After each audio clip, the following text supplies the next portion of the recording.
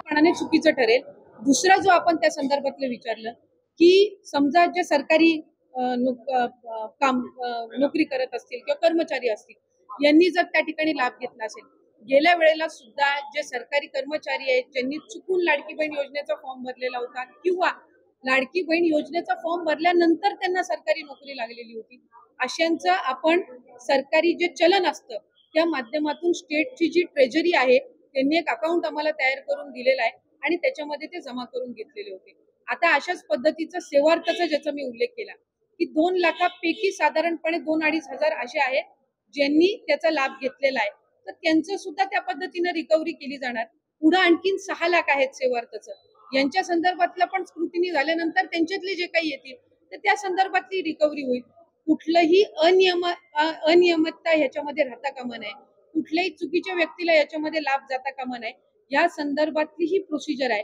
आणि मला आवर्जून माध्यमांच्या द्वारे त्या ठिकाणी राज्याच्या 13 कोटी जनतेला सांगायचंय, बहिणींना सुद्धा सांगायचंय की आम्ही याच्यामध्ये कुठलीही कमतरता न राहता कामा आणि प्रत्येक विभागाचा जसा जसा आमच्याकडे डेटा येईल, स्क्रुटिनी ही साधारणपणे रुटीन प्रोसिजर आहे आणि ती होत राहणार आहे। त्या संदर्भामध्ये असं नाहीये की आता ही कंप्लीट 100% प्रोसिजर झाली। जसं मी म्हटलं की आता आम्हाला IT विभागाने डेटा दिलाय, थोड्या दिवसांनी आमच्याकडे केंद्राचा इन्कम टॅक्सचा डेटा येईल, त्याच्यानंतर परिवहन विभागाचा काही डेटा येईल। तर जसा जसा त्यांचा डेटा येत राहील, अन्न व नागरी पुरवठ्याचा रेशन कार्डचा डेटा येईल, जसे प्राप्त होतील त्या संदर्भातली स्क्रुटिनी केली जाणार। आपण हे कन्क्लुजनला येऊन चालणार नाही की 26 लाखाचा डेटा दिलाय म्हणजे 26 लाखाचं चुकीच्या लाभार्थ्यांना पैसे गेलेले आहेत। ह्या 26 लाखाची सुद्धा स्क्रुटिनी करून याच्यातले बरेच असे असतील जे कदाचित आमच्या प्रायमरी स्क्रुटिनी मध्येच गेलेले असतील। हा एक चंक आहे डेटाचा त्यांनी दिलेला आणि त्याच्यामध्ये ह्या 26 लाखामध्ये असेही काही असतील जे पात्र असतील पण काही व्हेरिफिकेशन मध्ये त्यांच्या काही हे झालेलं असेल आणि जे अपात्र असतील त्यांचा लाभ थांबवण्यात येईल।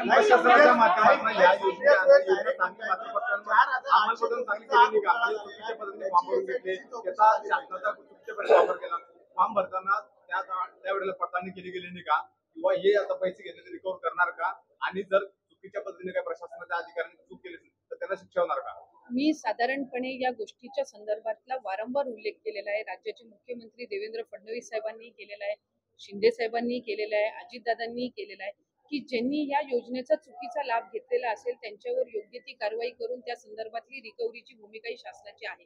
या आधी सुद्धा ज्या वेळेला एका लाभार्थ्यांनी किंवा एका व्यक्तीने 30-30, 35-35 अकाउंट्स ची त्या ठिकाणी एक साताऱ्यामध्ये, एक सांगलीमध्ये, सोलापूरमध्ये अशा पद्धतीच्या घटना घडल्या, त्यावेळेला आम्ही ते अकाउंट त्याच वेळेला सील केलेले आहेत आणि ह्या सप्टेंबर ऑक्टोबर महिन्यामध्ये सुद्धा आम्हाला तशा पद्धतीच्या आढळलेल्या आहेत, काही त्याच्यानंतरच्या कालावधीमध्ये सुद्धा आढळलेल्या आहेत आणि त्या वेळेला आम्ही कारवाई ही केलेली आहे। आपण साधारणपणे एक गोष्ट लक्षात घेतली पाहिजे, माध्यमांनी सुद्धा कुठलाही बाबत कन्क्लुजनवर यायच्या आधी लक्षात घेतली पाहिजे की हा डेटा आहे, हा 26 लाखाचा डेटा त्यांनी आम्हाला दिलेला आहे, हा अजून विभाग म्हणून आम्हाला क्रॉस व्हेरीफाय करणं आहे। हा डेटा त्यांनी दिल्यानंतर याची ग्राउंड लेवलची स्क्रुटिनी करून नक्की त्याच्यामध्ये पात्र किती, अपात्र किती किंवा एखाद्या विभागाकडनं ज्या वेळेला आम्हाला डेटा येत असतो त्यावेळेला कदाचित आता साधारणपणे लाडकी बहीण योजनेची नोंदणी जी आहे, रजिस्ट्रेशन हे 2,60,00,000 म्हणजे 2.63 करोड पेक्षा जास्ती झालेली होती आणि 2.63 करोड पैकी आपण साधारणपणे 2,47,00,000 महिलांना लाभ देतोय। म्हणजे आम्ही 15-20 लाखाचा जो डेटा आहे रजिस्ट्रेशनचा तो ऑलरेडी स्क्रुटिनी केलेला होता। जर स्क्रुटिनी केलीच नसती तर 2,47,00,000 महिलांना लाभ गेला असता, तो 2,63,00,000 महिलांना लाभ गेला असता, 2,47,00,000 पर्यंत आला नसता। त्यामुळे हा जो 26 लाखाचा चंक आहे हा आम्ही त्या ठिकाणी व्हेरीफाय करू। बऱ्याचशा वेळेला माध्यमांनी आणि पत्रकारांनी सुद्धा आम्हाला विचारलेलं आहे, त्यांना त्यांच्या रुटीन याच्यामध्ये जिल्हा स्तरावर किंवा कुठे ते रिपोर्टिंगला जात असताना की चुकीची लोक त्या संदर्भातला लाभ घेत आहेत, चुकीची लोक लाभ घेत आहेत। तर आपण एक भूमिका ठरवली पाहिजे की आपल्याला नियमितता पाहिजे किंवा रेग्युलरायझेशन पाहिजे का इरेग्युलरायझेशन पाहिजे, आणि ते थांबवण्याच्या किंवा ते दुरुस्त करण्याच्या दृष्टिकोनातून जर विभाग किंवा शासन योग्य ती पावलं उचलत असेल तर त्या संदर्भामध्ये कोणाची हरकत नसली पाहिजे। एक वस्तुस्थिती त्या ठिकाणी आहे की लाभ हा लाभार्थ्यांपर्यंत पोहोचलेला आहे। आता चुकीच्या लाभार्थ्यांनी त्या ठिकाणी शासनाची दिशाभूल केलेली असेल तर त्यांच्यावर कडक कारवाई किंवा त्यांच्याकडनं ती रक्कम वसूल करणं त्या संदर्भामध्ये शासन कटिबद्ध आहे, पण आपल्याला कुठल्याही योजनेमध्ये त्या ठिकाणी चांगल्या पद्धतीने ती राबवायची आहे, लॉंग टर्म ती राबवायची आहे आणि ती राबवण्याच्या दृष्टिकोनातून विभाग आणि शासन हे कार्यरत आहे. एक बाब आहे की महायुतीच्या सरकारने ही लाडकी बहीणची योजना आणलेली आहे, जी आजपर्यंत कोणी आणलेली नव्हती आणि राज्याचे मुख्यमंत्री फडणवीस साहेब आणि दोन्ही उपमुख्यमंत्री शिंदे साहेब आणि दादा यांच्या नेतृत्वाखाली आम्हाला ही यशस्वीरित्या राबवायची. कुठलीही पात्र आणि गरजू लाभार्थी याच्यापासून वंचित राहता कामा नये, या संदर्भातली दक्षता ही विभाग म्हणून आम्ही घेतलेली.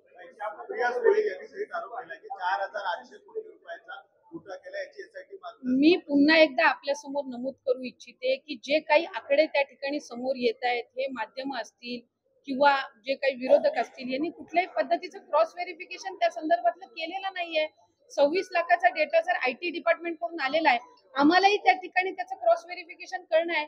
जसं जानेवारी महिन्यामध्ये कृषी विभागाने नमो शेतकरीचा ज्या वेळेला डेटा आमच्याकडे दिला, आम्ही 1 महिन्याचा कालावधी घेतला तो क्रॉस व्हेरीफाय करायला. ज्या वेळेला 7-7.5 लाखाचा डेटा त्यांनी दिला, त्यावेळेला त्यातले 5 लाख खरंच नमो शेतकरीचे लाभार्थी आहेत, हे आम्ही जिथपर्यंत स्क्रुटिनी केली नाही तिथपर्यंत त्या कन्क्लुजनला आलेलो नव्हतो. त्याच्यामुळे जो काही हा 26 लाखाचा डेटा आलेला आहे, याचं क्रॉस व्हेरिफिकेशन आमची प्रक्रिया ही सुरू आहे. ही अगदी ग्राउंड लेवल पर्यंत होणार आणि त्याच्यातून किती आकडे समोर येत आहेत, पात्र अपात्राचे, हे आपल्या समोर येतील.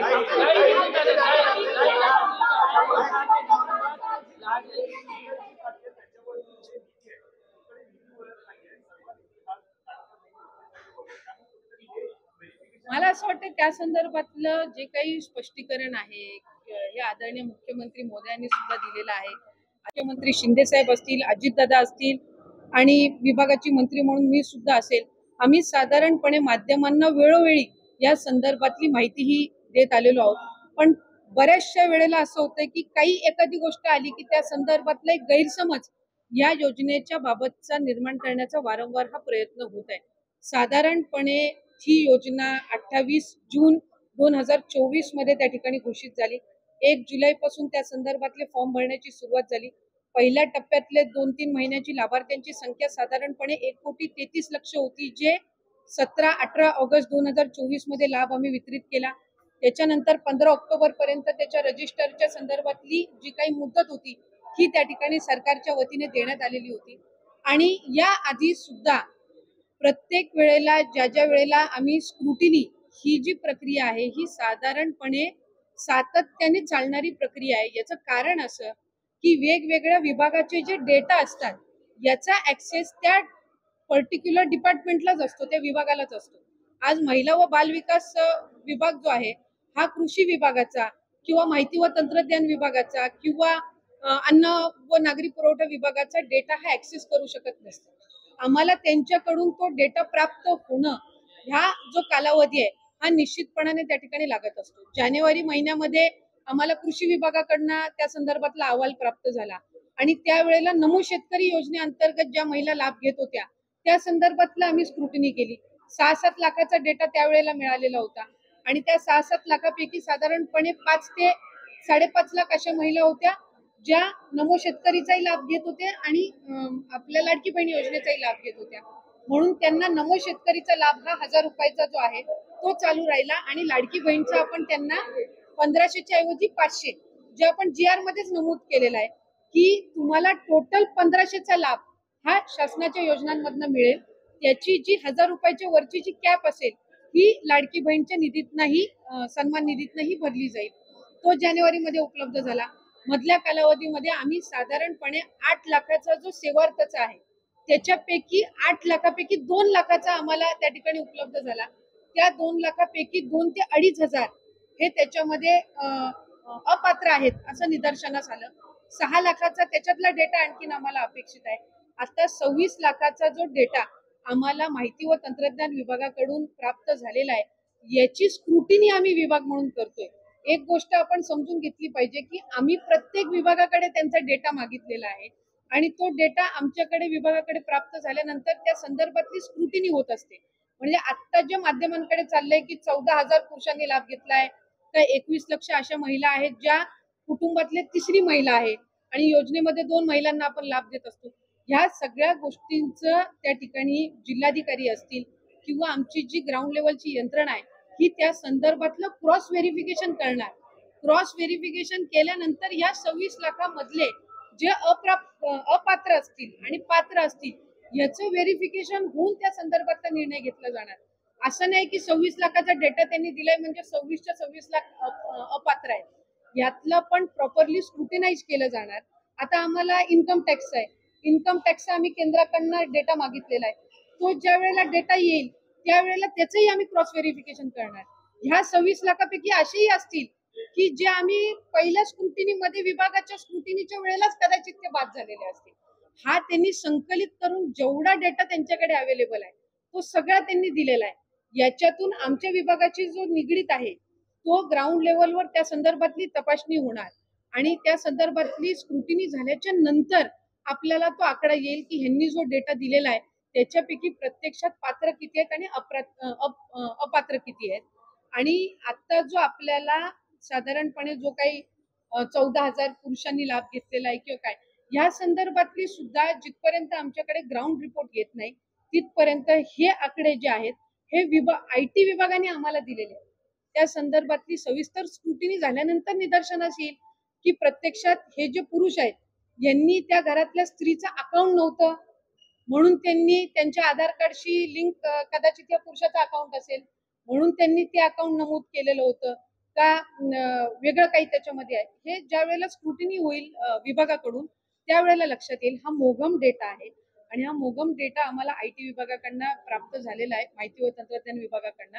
कारण त्यांनी प्रत्येक जो डेटा आहे वेगवेगळ्या डिपार्टमेंटचा त्यांच्याकडे जो अवेलेबल आहे तो त्यांनी त्या त्या विभागाला दिलेला आहे आणि त्याच्यातला हा एक भाग आहे. समोर येत आहेत हे माध्यम असतील किंवा जे काही विरोधक असतील यांनी कुठल्याही पद्धतीचं क्रॉस व्हेरिफिकेशन त्या संदर्भातलं केलेलं नाहीये. 26 लाखाचा डेटा जर IT डिपार्टमेंट कडून आलेला आहे आम्हालाही त्या ठिकाणी त्याचं क्रॉस व्हेरिफिकेशन करणं आहे. जसं जानेवारी महिन्यामध्ये कृषी विभागाने नमो शेतकरीचा ज्या वेळेला डेटा आमच्याकडे दिला आम्ही 1 महिन्याचा कालावधी घेतला तो क्रॉस व्हेरीफाय करायला. ज्या वेळेला 7-7.5 लाखाचा डेटा त्यांनी दिला त्यावेळेला त्यातले 5 लाख खरंच नमो शेतकरीचे लाभार्थी आहेत हे आम्ही जिथपर्यंत स्क्रुटिनी केली नाही तिथपर्यंत त्या कन्क्लुजनला आलेलो नव्हतो. त्याच्यामुळे जो काही हा 26 लाखाचा डेटा आलेला आहे याचं क्रॉस व्हेरिफिकेशन आमची प्रक्रिया ही सुरू आहे. ही अगदी ग्राउंड लेवल पर्यंत होणार आणि त्याच्यातून किती आकडे समोर येत आहेत पात्र अपात्राचे हे आपल्या समोर येतील.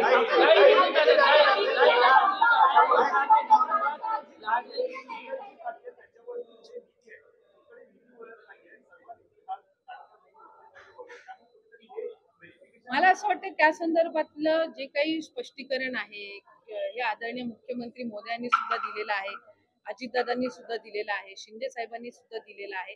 कुठल्याही विभागाचा निधी त्या ठिकाणी वळवून लाडक्या बहिणीच्या योजनेला दिला जात नाहीये हे मला नमूद करायचंय. सामाजिक न्याय विभाग असेल, आदिवासी विभाग असेल यांचा सुद्धा जो निधी आहे तो गेल्या वर्षी जे काही अर्थसंकल्प या वर्षात मार्च महिन्यामध्ये सादर करण्यात आला त्यांचा जो दरवर्षीचा नियत वय असतो जो त्यांचा निधी असतो याच्यामध्ये साधारणपणे 38% आणि 41% वाढ करण्यात आलेली आहे आणि कुठल्याही विभाग यांच्यावर अन्याय होता कामा नये याची दक्षता ही राज्याचे मुख्यमंत्री आणि दोन्ही उपमुख्यमंत्री हे घेत आलेले आहेत आणि पुढेही घेणार आहेत.